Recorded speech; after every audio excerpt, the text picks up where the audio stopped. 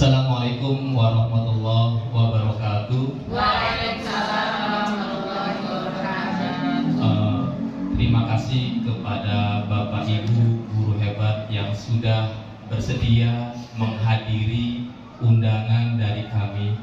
Ini sebenarnya bukan tentang workshop ya atau sosialisasi, tapi ini hanya kita berbagi pemahaman dan pengalaman dari Bapak Ibu guru bagaimana melakukan budaya-budaya positif yang ada di sekolah. Nah, itu ya Bapak Ibu.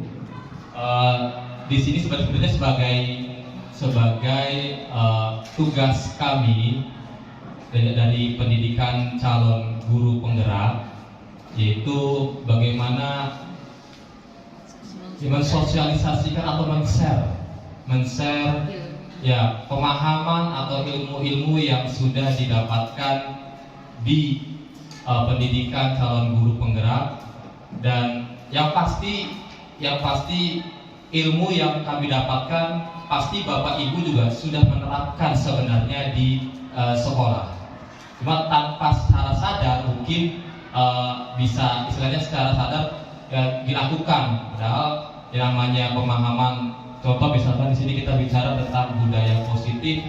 Nah, di sini ternyata banyak hal-hal yang harus kita pahami secara materi ataupun prakteknya.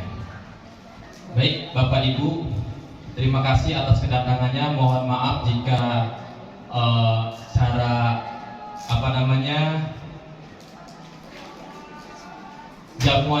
jamuannya kurang memadai atau kurang baik, ya mohon maaf ya. Rahmat gratis kok. Baik, terima kasih Bapak Ibu. Tanpa berlama-lama kita mulai saja agenda kegiatan berbagi pemahaman dan berbagi pengalaman dari Bapak Ibu guru hebat semua yang ada di SMPN 1 Kota Serang ini. Kita mulai. Agenda hari ini kita akan ada beberapa agenda. Nah, di sini Bapak Ibu mungkin bisa lihat agenda kita. Di sini ada pembukaan Bapak Ibu ya. Kemudian ada kesepakatan kelas, bukan kesepakatan belajar ya. Karena kita ini forum kecil, ya kita anggap aja ini sebuah kelas. Jadi di mana dalam setiap pembelajaran kita harus ada yang namanya kesepakatan di dalam sebuah kelas ya atau room ya. Kalau misalkan kita bicara dengan murid, maka ini kesepakatan belajar, jadi Bapak Ibu ya. Kemudian coba kita ini dulu.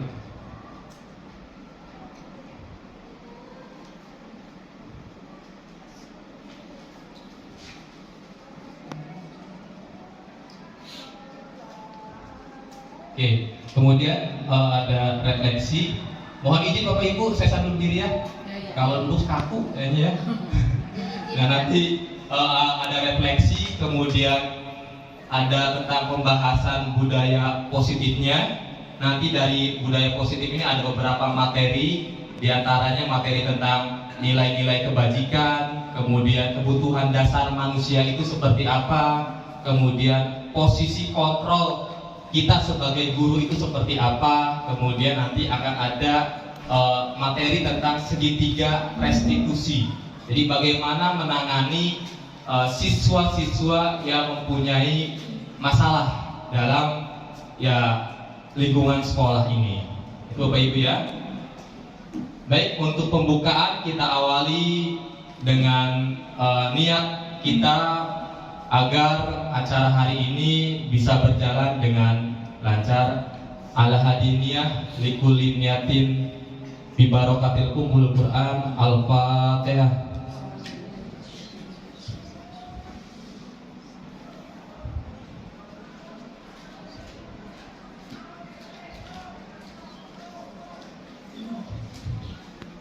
Baik, Bapak Ibu, terima kasih. Selanjutnya untuk kesepakatan belajar atau kesepakatan kelas, Bapak Ibu, di sini kita coba sepakati aja secara bersama-sama ya. Yang sudah umum seperti biasanya bahwa dalam sebuah kelas atau dalam sebuah diskusi kalau misalkan Bapak Ibu ada yang contoh misalkan ada yang ingin bertanya atau ada yang ingin menjawab, maka Bapak Ibu bisa melakukan dengan cara mengangkat tangan, Bapak Ibu ya, atau istilahnya raise hand ya. Bapak Ibu semangat ya, sepakat ya. Kemudian jika ada yang ingin ke belakang atau ke toilet, mungkin bisa mengangkat tangan juga tanpa perlu berbicara, Bapak Ibu ya, tinggal mengangkat tangan, kemudian mungkin tangannya bisa ya itu ya tadi ya. Jadi tanpa ada suara juga nggak masalah. Sepakat ya Bapak Ibu ya? Kedua, kemudian ketiga, dalam berdiskusi hari ini kita diusahakan tidak ada yang ngobrol atau berbicara dengan teman sebelahnya, atau misalkan membuat kegaduhan misalkan, atau mencoret-coret meja Bapak Ibu ya. Atau menggambar di kain ini. Sepakat Bapak Ibu ya? Ya, sepakat ya. Jadi mungkin ada dari Bapak Ibu tambahan lainnya tentang kesepakatan kelas ini, atau sudah cukup? Sudah cukup ya?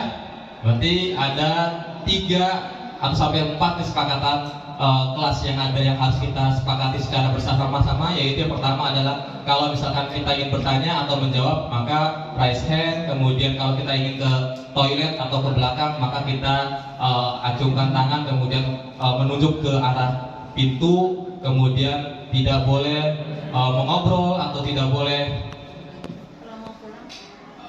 gaduh gitu ya. Kalau mau pulang pun boleh Bu. Bapak Ibu kalau misalnya ada keperluan nih, acara belum selesai, boleh. Ya kodenya begini aja. Ya kodenya begini aja ya Bapak Ibu ya. Kodenya begini. Ya ini artinya pamit ya. Tapi jangan sekarang juga gitu. Ya Bapak Ibu ya. Insya Allah setengah jam kita beres lah. Ya insya Allah setengah jam beres. Ya. Ya betul Bu. Oke Bapak Ibu ya. Sepakat ya. Oke, kesepakatan belajar sudah disepakati oleh Bapak Ibu secara bersama-sama. Nah sekarang tentang refleksi. Dalam alur pembelajaran ada beberapa hal yang harus kita lakukan dari setiap pembelajaran kita di kelas. Dari ada ya pembukaan ya, kegiatan pendahuluan gitu ya. Kemudian ada kesepakatan belajar, kemudian ada refleksi. Nah, di sini saya coba untuk refleksi. Bapak Ibu semua bayangkan tempat yang paling terindah yang ingin dikunjungi oleh Bapak Ibu semua. Di bawahnya mengalir sungai. Bapak Ibu silahkan ya, pikirkan satu tempat yang paling indah dan ingin dikunjungi oleh Bapak Ibu. Dan namanya keinginan. Ya namanya keinginan boleh lah. Dan nanti saya tanya kenapa alasannya memilih tempat itu. Ya pokoknya semua tempat yang berhubungan dengan keinginan Bapak Ibu lah ya. 2 menit ya Bapak Ibu ya. Ya. Selesai. Ya. Sudah ya. Baru juga pejam mata. Silakan Bapak Ibu pejamkan mata. Kemudian Bapak Ibu pikirkan tempat yang menurut Bapak Ibu paling ingin dikunjungi dan yang paling indah menurut Bapak Ibu semua.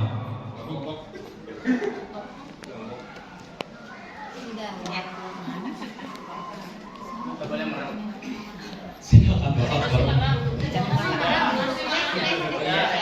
Ya, sudah menemukan jawabannya ya? Bapak Ibu ya. Oke. Sekarang saya ke Miss Nur dulu ya. Miss Nur, boleh sebutkan nama tempatnya dan kemudian alasannya kenapa memilih tempat itu. Silakan. Saya lupa sih nama jelasnya, cuman saya pernah lihat kalau nggak salah namanya Sungai Biru di Papua.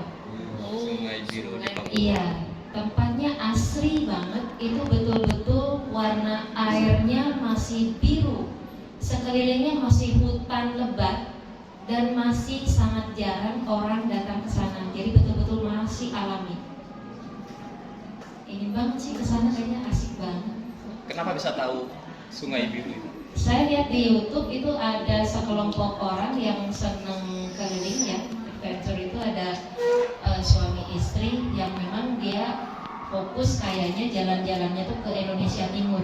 Waktu perjalanannya ke Papua itu ada satu lokasi yang menurut saya sangat menarik, Sungai Biru. Sungai Biru di Papua. Di Papua. Papua Barat atau Entah. Entahlah ya. Nanti kita cari di Google Map gitu. Oke, terima kasih Miss Nur. Upload untuk Miss Nur. Oke. Baik, yang kedua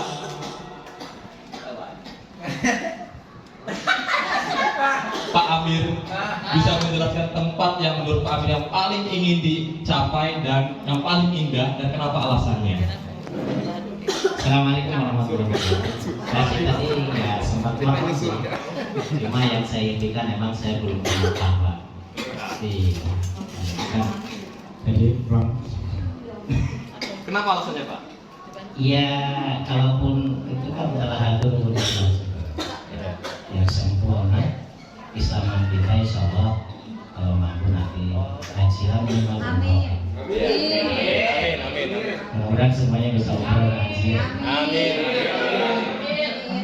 Itu yang di luar negeri, yang di Indonesianya tadi kan Wisnu laut apa? Pulau Biru. Pulau Biru. Ya Sungai Biru. Sungai Biru. Kalau saya nanti Laut Merah.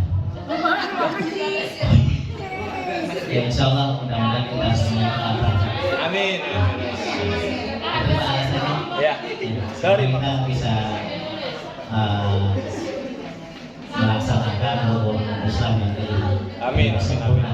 Terima kasih Pak. Amin. Terima kasih Pak Amir. Terakhir. Tepuk tangan untuk Pak Amir. Terakhir. Pak Agus.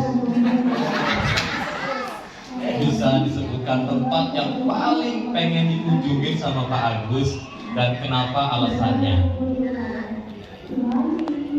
Ini berarti angan-angan ya. Iya, angan-angan. Saya sih pengen ke Laut Mati lah, Laut Mati di di perbatasan Israel dengan Palestina. Palestina.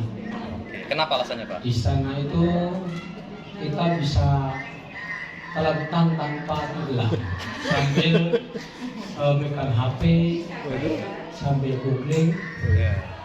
sambil bermimpi. Gitu. Itu Pak. Itu.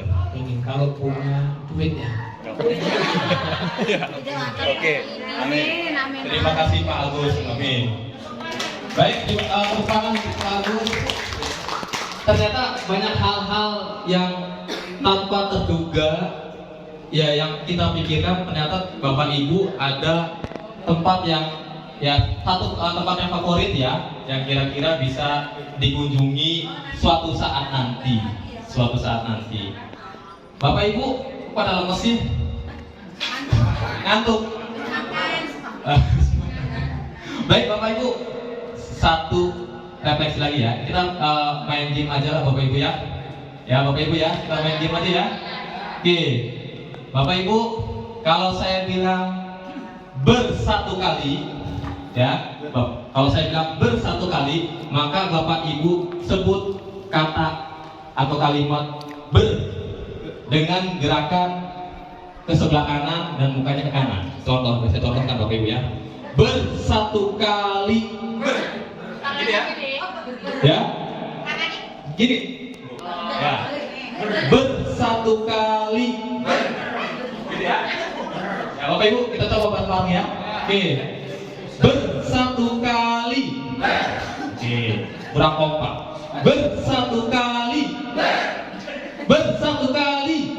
Oke, itu satu. Ada banyak Bu. Bapak Ibu, kalau saya sebutkan berdua kali, maka gerakannya begini Bapak Ibu. Berdua kali ber kanan kiri. Ya, gitu Bapak Ibu ya. Kalau saya Ya, kalau saya menyebutkan berdua kali, maka ya berdua kali. Ya, ya kita cek sound ya Bapak Ibu ya. Berdua kali. Berdua kali. Oke Bapak Ibu. Yang ketiga, ya. Itu ke kanan kiri apa ke kompak nggak? Harus ke kanan. Harus kompak, harus kompak. Ke kanan dulu, baru ke kiri. Ya, oke. Nanti Pak, yang ketiga Pak, yang ketiga Pak, ada Pak. Yang ketiga. Nah, yang ketiga, kalau saya bilang bertiga kali, maka yang ketiganya Bapak menghadap teman yang sebelahnya sambil ucapkan kata ber ke mukanya. Ya, contoh nih, bertiga kali, gitu ya. Contoh. Ya, kalau yang nggak punya pasangan kayak Miswati nggak punya pasangan nih, ya, bernya ke ini aja. Jadi Bapak Ibu ya, oke ya.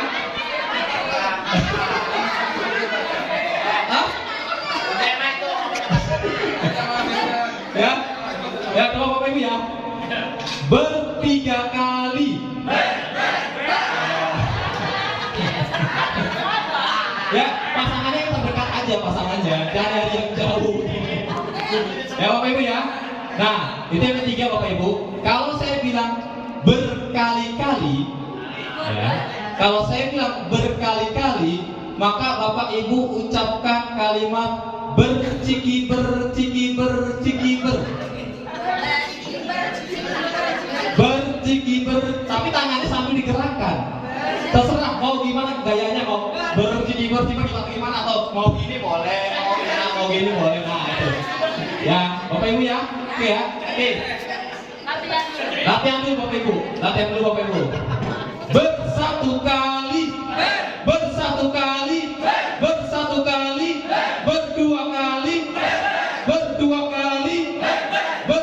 kali.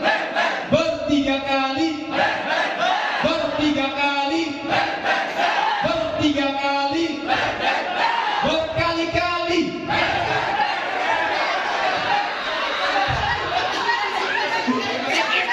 Oke, Bapak Ibu terima kasih. Mungkin itu sedikit saja explaining-nya Bapak Ibu ya. Ya mungkin bisa nambah semangat lah dalam hal agenda kita hari ini Bapak Ibu ya. Baik Bapak Ibu, kita langsung ke pembahasan ya untuk mempersingkat waktu.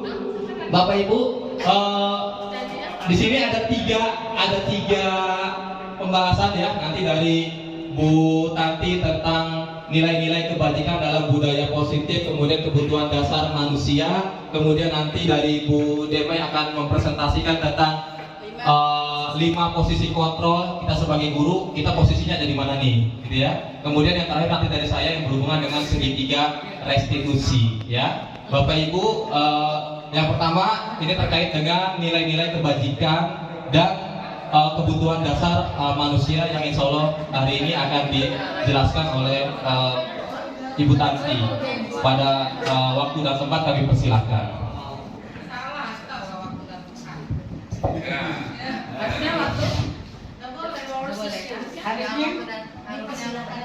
Iya, terima kasih atas koreksinya Ibu Ratu. Boleh aplaus untuk Ibu Ratu. Alhamdulillah, terima kasih kepada Bapak Ibu yang sudah menghadiri pertemuan ini. Semoga pertemuan ini mendapatkan berkah dari Allah SWT.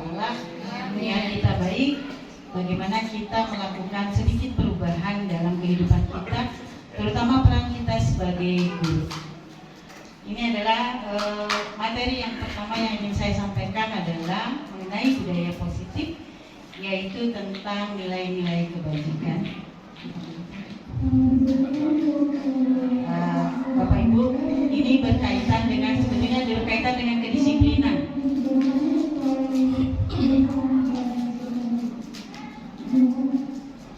Iya.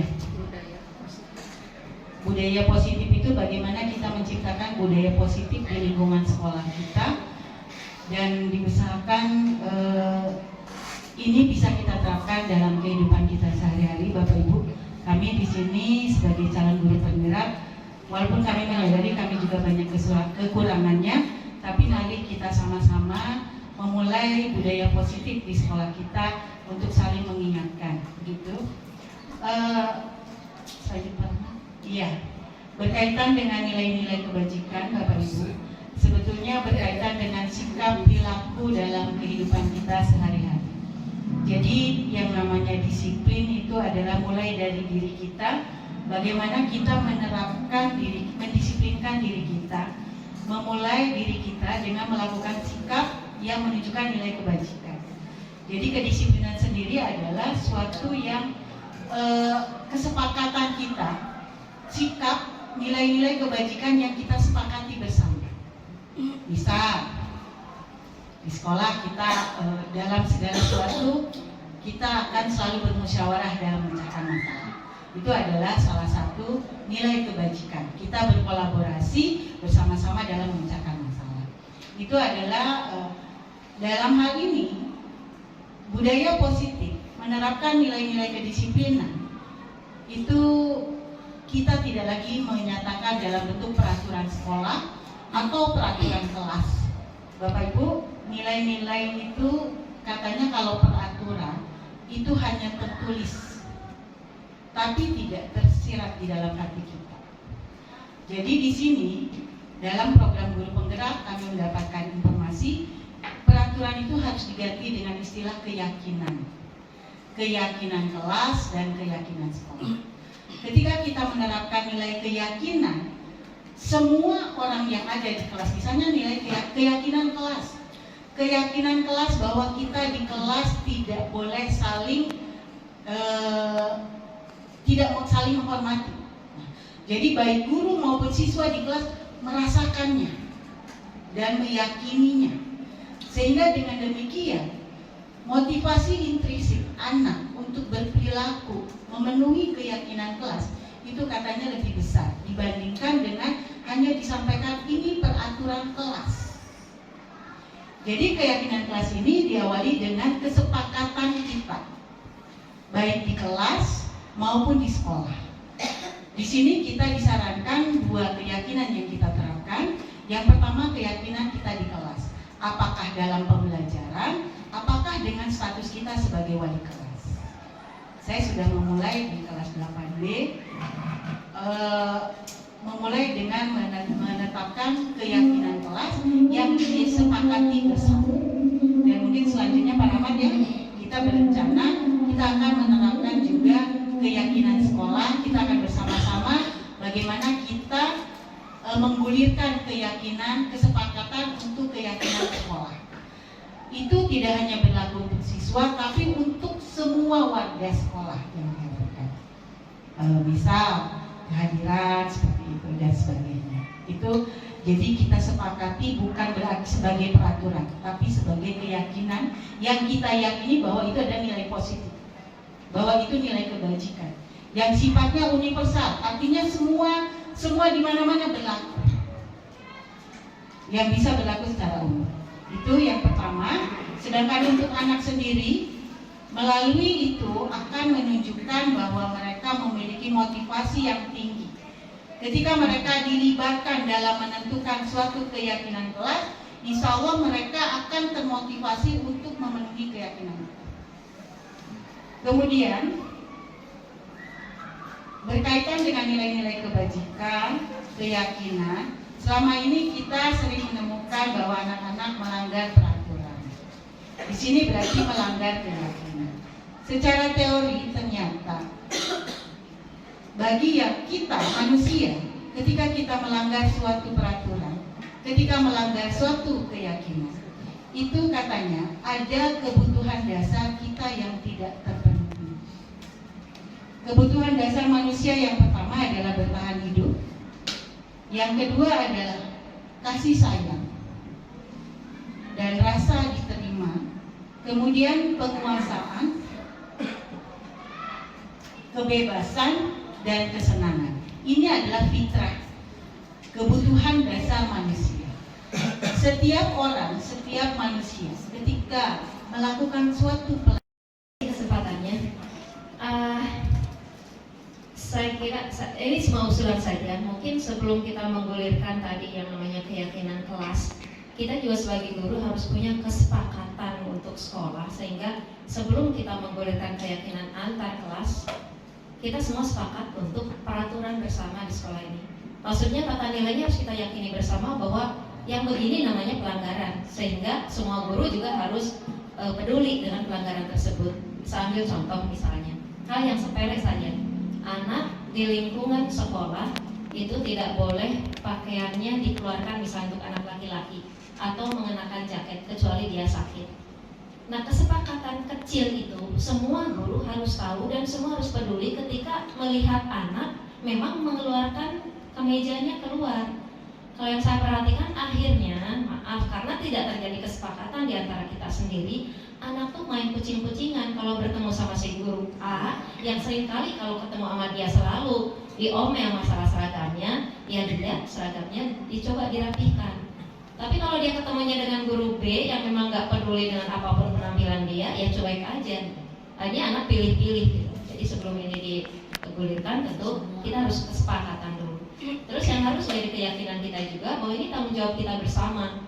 Jadi jangan pernah merasa bahwa guru kelas saya kan baik-baik saja. Semua siswa di sekolah Iwan ini yaitu anak kita, anak didik kita, dan semua juga harus punya kepedulian yang sama. Seperti tadi, jangan sampai saya udah mulai mendengar beberapa teman yang saya pikir cukup idealis ya untuk tetap mempertahankan apa yang seharusnya dilakukan, udah mulai luntur tuh Pak Rahmat karena capek sendiri.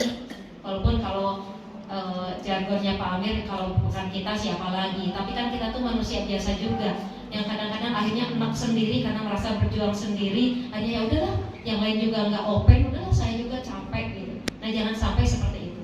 Mungkin kalau kita semuanya sepakat, banyak sekali hal-hal kecil yang harus kita sepakati dan harus kita peduli semua, biar semua merasa ringan sama dijinjing, berat sama dipikul. Begitu. Terima kasih. Assalamualaikum warahmatullahi wabarakatuh. Waalaikumsalam.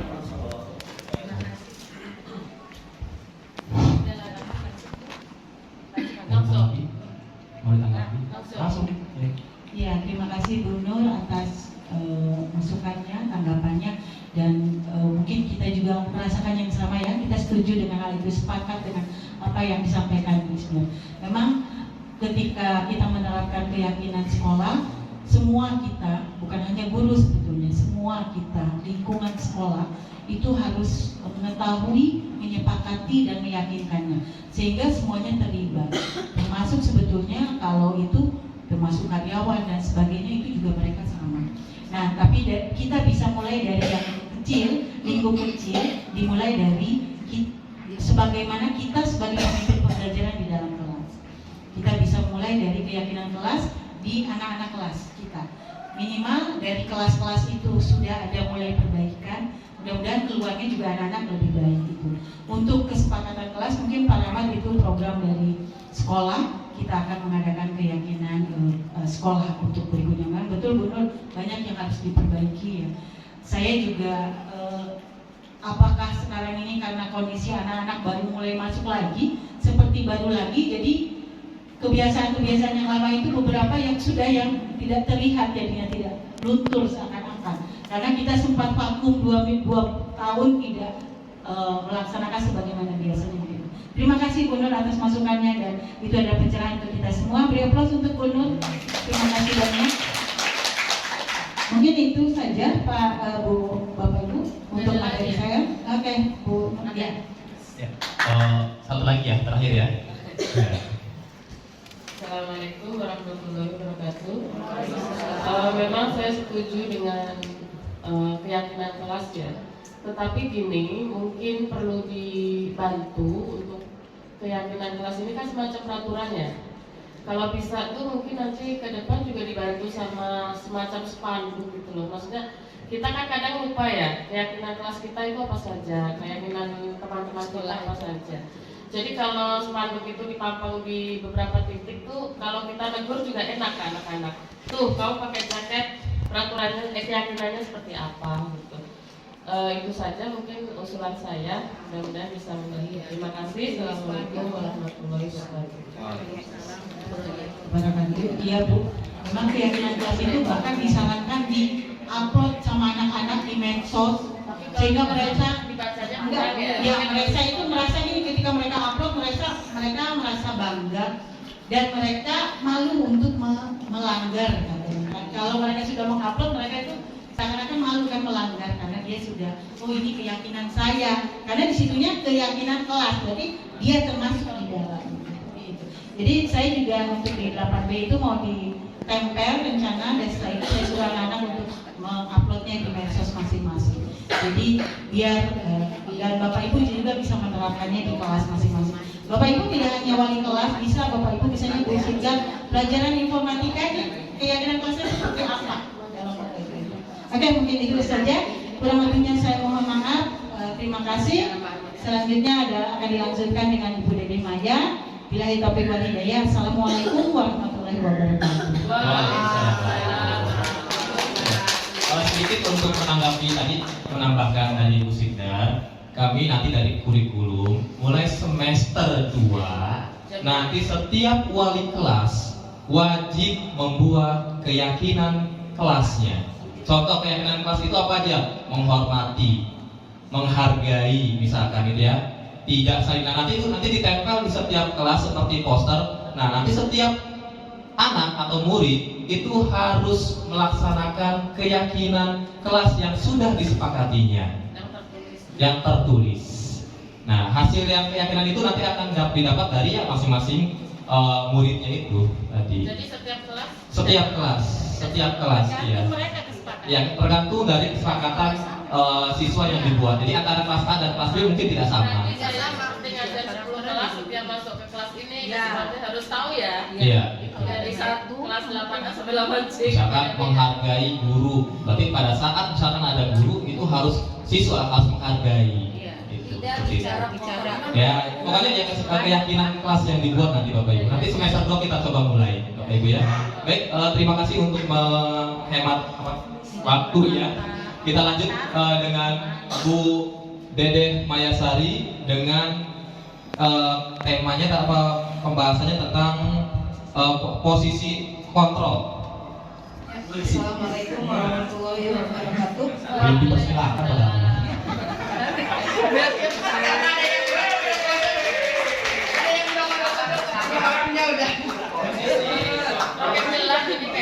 Mohon izin karena saya tinggi semampai.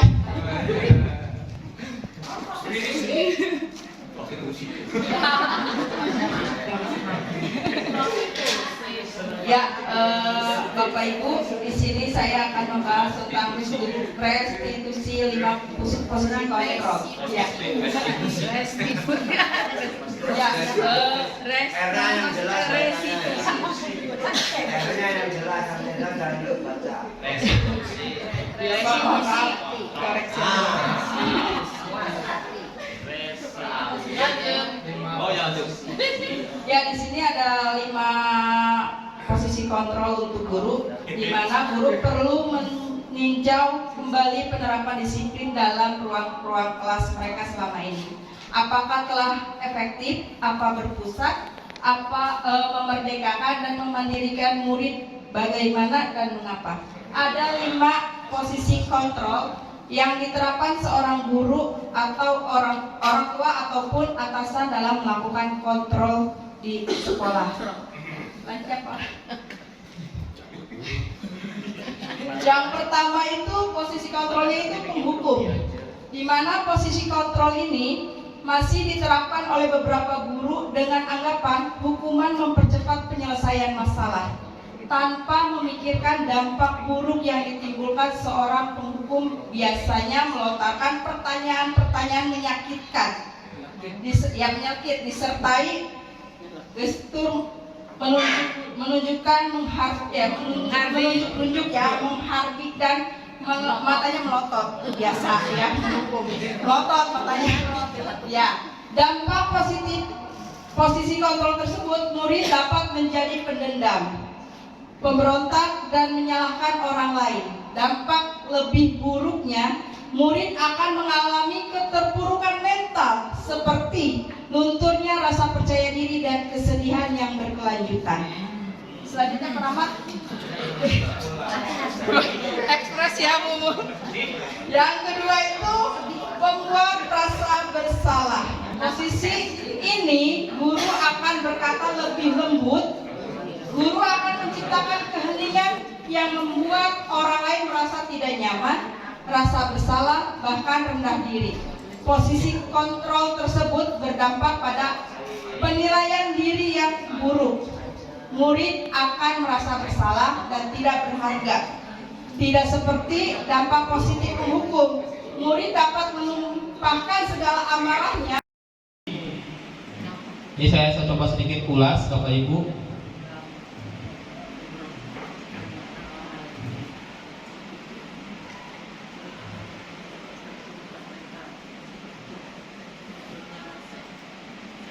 Bapak Ibu pernah mendengar kata-kata segitiga restitusi? Restitusinya belum pernah, segitiganya sudah Bapak Ibu ya. Ya, kalau segitiga ya bentuknya berarti segitiga ya Bapak Ibu ya. Segitiga itu bentuknya segitiga. Restitusi itu apa Ibu? Ada yang tahu? Restitusi itu kalau dalam bahasa hukum itu memulihkan kondisi seseorang baik secara moral ya dari kesalahan-kesalahan yang dibuat sebelumnya. Jadi pemulihan kondisi. Jadi ternyata orang yang salah pun harus dipulihkan secara kondisinya. Iya, lebih ke mentalnya. Nanti di segitiga restitusi ini ada 3 tahapan dalam menangani sebuah permasalahan yang terjadi pada murid tersebut. Kita coba buka. Nah, Bapak Ibu di sini pengertiannya. Jadi proses menciptakan kondisi bagi murid untuk memperbaiki kesalahan mereka sehingga mereka bisa kembali lagi ke grupnya, kembali lagi ke kelompoknya dengan karakter yang lebih kuat lagi. Itu pengertian dari segitiga restitusi. Ya Bapak Ibu ya. Segitiga restitusi di sini ada 3 tahapan.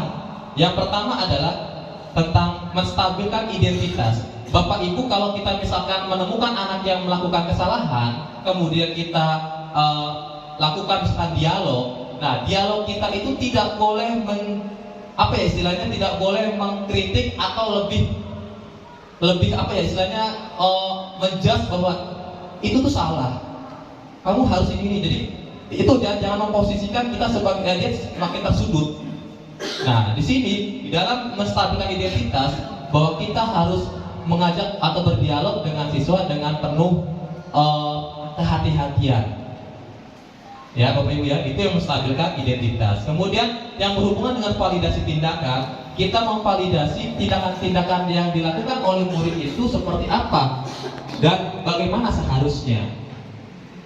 Kemudian yang ketiga, menanyakan keyakinan. Nah, di sini kita hubungkan antara keyakinan kelas yang sudah dibuat, dengan perilaku atau perbuatan yang dilakukan oleh murid tersebut. Itu yang berhubungan dengan segitiga restitusi. Di sini nanti akan coba saya ilustrasikan Bapak Ibu lewat video. Nanti di sini ada pemeran siswanya, kemudian gurunya. Bapak Ibu mungkin bisa melihat seperti apa segitiga restitusi tersebut.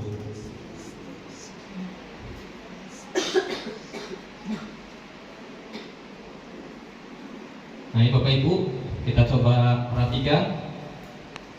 Ini kasusnya tentang berselisih dengan teman, jadi mendorong sampai terjatuh temannya. Jadi kemudian kita panggil.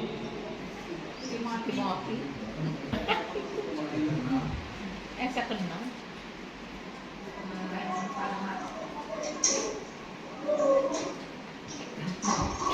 Ya, silakan duduk Timothy. Terima kasih Pak. Baik, Timothy tahu.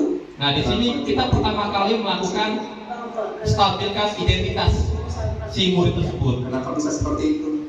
Saya marah Pak, marah sekali. Masa saya dituduh merusak mouse diri padahal mouse itu sudah rusak sebelum saya pegang Pak? Oh begitu. Wajar lah. Bapak juga kalau dituduh seperti itu sembarangan, ya Bapak pasti marah lah ya. Lalu Timothy tadi ngapain aja? Saya dorong bintang pas sampai terjatuh. Pasti Timothy melakukan seperti itu. Iya, Pak. Timothy memilih untuk tidak berbuat lebih parah lagi, bukan? Iya, Pak.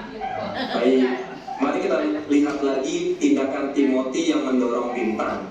Tindakan tersebut sudah sesuai dengan keyakinan kelas belum? Atau mungkin sudah sesuai dengan prinsip Timothy tidak? Belum, Pak. Jadi keyakinan atau prinsip mana yang tidak sesuai dengan tindakan Timothy? Prinsip menghargai orang lain, Pak. Timothy meyakini kalau menghormati orang lain itu penting buat Timothy. Yakin Bapak penting. Ya, setuju. Kita harus saling menghargai. Namun ada juga keyakinan yang kita sepakati yang perlu kita jalankan apabila kita sedang marah, bukan? Iya, Pak. Kita harus proaktif mulai dari diri sendiri dan berpikir sebelum berbuat. Apakah Timothy bersedia memperbaiki masalah ini tidak?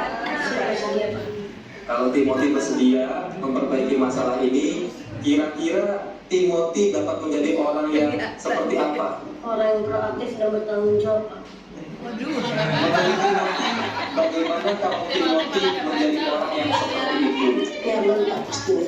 Baiklah, kalau begitu, mari kita pikirkan untuk memperbaiki masalah ini. Siap, Pak. Tapi jika ada perlakuan nyaman yang dijatuhkan kepada saya, apakah bisa saya laporkan langsung ke Bapak? Boleh sekali, bahkan itu salah satu solusi. Dan ini informasi yang tepat untuk kalian berdua. Tadi itu sebenarnya mouse-nya tidak rusak, sebenarnya dongle-nya copot. Jadi sebenarnya tidak ada yang salah di antara kalian. Terima kasih Bapak. Kami tadi itu salah pikir doang, Pak, salah paham. Ya, tidak apa-apa. Nah, sekarang kalian kembali lagi ke kelompok untuk melanjutkan praktek TIK ya. Baik, Pak. Terima kasih, Pak. Ya, sama-sama. Melalui praktik segitiga restitusi, masalah siswa dapat diselesaikan dengan nyaman dan tanpa tekanan. Oke, itu sedikit Bu tentang praktik segitiga restitusi. Walaupun Bapak gurunya ngebaca, saya bikin naskah 1 jam suruh ngapal. Saya kasih Timothy 1 jam suruh ngapal, ternyata perbandingannya jauh banget. Perbandingannya jauh banget. Timothy yang itu dengan mungkin masih muda, jadi lancar. Kita kebanyakan uban. Ya Bapak Ibu, itu mungkin sedikit tentang praktek segitiga restitusi. Intinya ya tadi ketika kita ada siswa yang melakukan kesalahan, ya jangan dibuat tekanan ya kepada siswa tersebut. Walaupun sebenarnya dalam hati kita memang kita juga jengkel gitu kan. Nah itu Bapak Ibu. Tapi kalau salah tuh mungkin Pak Rahmat maksudnya tidak menjudge memang enggak, tapi anak harus tahu bahwa perbuatan itu salah. Hanya mungkin kita menggali dulu latar belakang kenapa anak tersebut berbuat seperti itu gitu. Tapi tetap saya kurang setuju kalau misalnya sampai nggak boleh anak apa ya Pak di kalimatnya seolah-olah anak itu nggak boleh dipersalahkan. Menurut saya anak itu kan dia anak didik kita, dia justru harus kita tunjukkan bahwa ini benar, ini salah gitu. Betul. Jadi memang tidak ada tindakan yang salah dibenarkan, memang betul Bu. Tadi di kondisi di sana, tapi intinya ketika kita berbuat salah, jangan istilahnya menjudge atau mengkritik atau menekan dia dengan lebih dalam lagi gitu. Ya kita akui kalau dia bersalah, dia mengeluarkan itu. Nah, iya itu maksud begitu Bapak Ibu ya. Ya seperti yang tadi lah ya adegannya. Dan itu dihubungkan dengan untuk pertanyaan-pertanyaan yang terkait dengan tadi keyakinan, validasi tindakan, itu sebenarnya itu Bapak Ibu semua pasti sudah bisa lah, ya. Jadi nggak ada pertanyaan-pertanyaan yang baku yang harus ya tadi disampaikan oleh guru ke murid yang tadi, tidak ada sebenarnya. Yang mengalir aja, kalau tadi mah nggak mengalir karena berdasarkan skenario saja, gitu Bapak Ibu ya. Kondisional juga ya Pak Rahmat. Kadang-kadang kan ada anak yang memang berulang nih, anaknya terkenal memang dia mengerok katakanlah. Dia udah gini, jadi kita juga nggak bisa katakanlah si A bisa berlemah lembut karena kita tahu dia kalau misalnya merasa disalahkan gitu bisa down. Tapi sebaliknya ada anak yang terpaksa harus kita agak kerasin. Kalau kitanya lemah lembut sama dia yang memang udah biasa diangkat melunjak gitu kan. Kadang kan kita selalu begitu. Iya, Bapak Ibu. Tapi nggak tahu konsep itu, benar nggak? Tapi sih? di praktek segitiga restitusi ini walaupun itu berulang-ulang kali, itu memang tidak boleh ya. Tetap Bapak Ibu ya, dari segitiga restitusi ini tetap peraturan, konsekuensi tetap dijalankan Bapak Ibu. Ini cuma penerapannya saja, ya, penanganan dari murid yang melakukan tindakan kesalahan. Baik Bapak Ibu, ya Bapak Aib, silakan Pak Aib.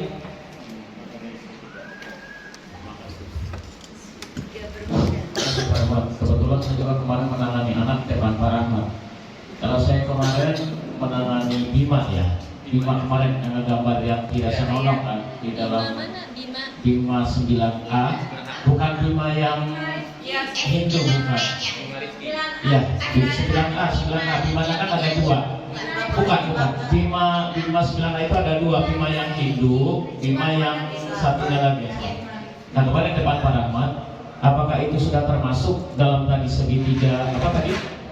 Ya, restitusi. Kemarin kan penanganan saya kemarin dikembalikan kebetulan sedang ada pembahasan tentang kenakalan remaja melanggar status sebagai siswa.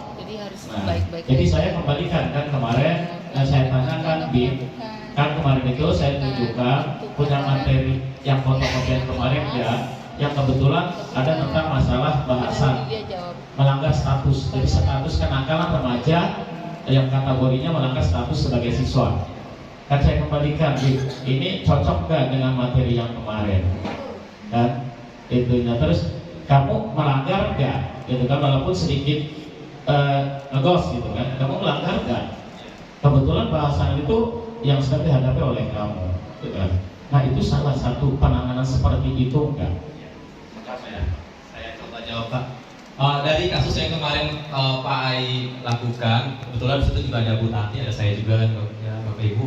Dari segitiga restitusi itu tadi menanyakan tentang keyakinan kelasnya, ya, yang berhubungan dengan apa yang dia sudah lakukan dengan keyakinan kelas yang sudah ada. Cuma Bapak Ibu yang harus diperhatikan dalam segitiga restitusi ini, gestur dan cara kita berbicara pun ternyata itu menjadi pengaruh atau menjadi masalah dalam segitiga restitusi ini. Gestur kita harus tidak menampakkan kemarahan dan cara kita berbicara juga tidak menampakkan kemarahan. Itu dalam praktik segitiga restitusi. Tapi jujur dalam diri saya sendiri, ketika saya menangani anak yang sedang ada masalah, tetap gestur keselnya masih ada ya, masih ada. Tapi ya saya coba ya refleksikan diri ya, saya coba refleksikan diri dari kegiatan-kegiatan ini. Saya coba untuk menahan dengan ya smooth lah, dengan lembut gitu ya. Walaupun dalam hati memang ya itu baik ya. Jadi dari keyakinan kelasnya memang itu secara praktis segitiga restitusi itu. Cuma memang saya lihat anaknya setelah ditanya-tanya oleh kita ya, jadi malah mau ini ya, mau nangis. Ya Bapak Ibu seperti itu ya. Ada lagi Bu Tutut terakhir ya.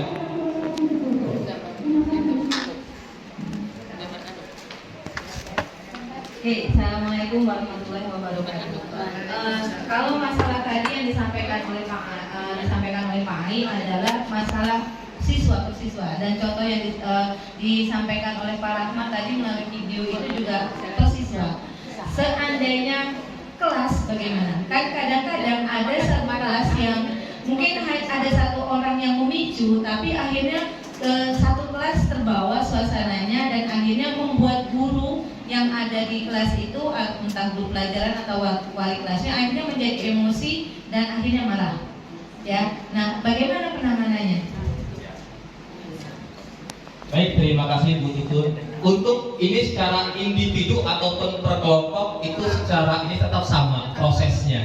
Ya, kita melakukan stabilitas identitas dulu, kemudian kita lakukan keyakinannya, dan yang ketiga tadi pada prinsipnya sama saja antara satu orang ataupun per grup. Nah, kita melakukan praktik segitiga restitusi itu dengan langkah-langkah yang seperti tadi ya. Apalagi kalau misalkan per grup, per kelas, kita sudah buat keyakinan kelas, berarti mereka secara secara aktif mereka melanggar dari keyakinan kelas atau melanggar kesepakatan ya dari keyakinan kelas yang sudah dibuat oleh mereka. Nah itu secara penanganannya sama saja. Di satu kelas itu semua. Jadi Bapak Ibu melakukan praktik segitiga restitusi tadi di satu kelas itu dengan melakukan 3 tahapan tadi sama saja. Kita tanya, kalian tahu nggak kesalahan kalian itu apa? Ya seperti itu. Tapi kan tuh gestur dan cara kita berbicara juga harus ya diperhatikan itu. Ya Bapak Ibu ya. Ya semoga kita bisa melakukan ya hal-hal positif tadi lah ya. Walaupun sebenarnya ya kita coba belajar, kita refleksikan diri kita ya sendiri untuk menghadapi anak-anak zaman now ya Bapak Ibu ya. Bapak Ibu cukup ya Bapak Ibu ya. Ya silakan Bu Wati. Hanya menambahkan tadi ya. Satu, kita udah lihat contoh. Kedua, kita perlu praktek nih ya. Oke, kita mulai dari hari ini kita coba. Moga-moga efektif. Jadi bulan terakhir kita masih punya 3 minggu. Kalau ada permasalahan kita coba dengan yang segitiga restitusi tadi ya. Kita belajar mengendalikan emosi, merendahkan intonasi, saling mengingatkan. Jadi pada saat ada permasalahan mungkin ada baiknya teman-teman lihat, karena dilihat berarti kan kita wah ini udah mulai nih kita mau menangani dengan cara yang teman-teman bergerak coba. Nanti kita coba saja di lapangan. Kita masih punya waktu, nanti bisa dievaluasi. Cuma saya masih lupa yang 3 itu satu stabilitas diri. Stabilitas diri. Oke, yang kedua tindakan yang salah. Oke. Kemudian yang ketiga menanyakan keyakinan yang sudah disepakati di.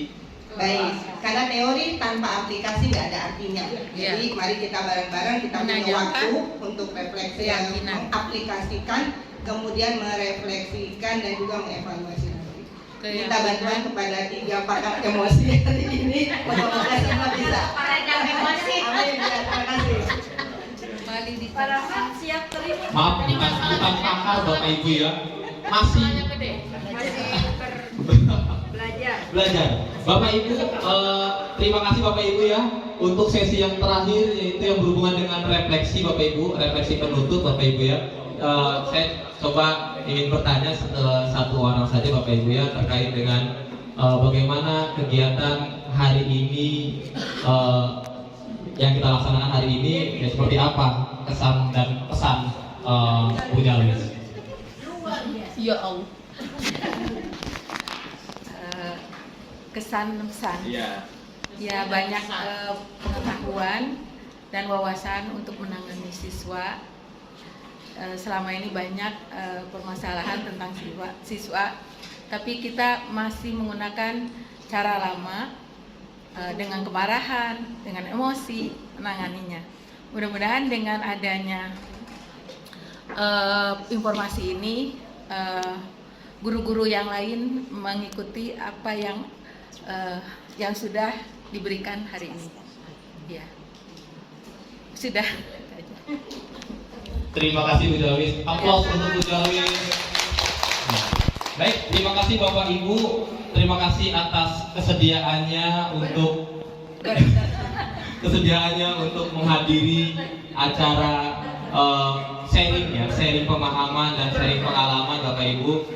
Nanti semoga kedepannya mungkin ada lagi, jangan bosen-bosen untuk kegiatan-kegiatan seperti ini. Semoga kita bisa menuju hal-hal yang positif dan hal-hal yang baik. Bapak Ibu, terima kasih. Bapak Ibu, terima kasih.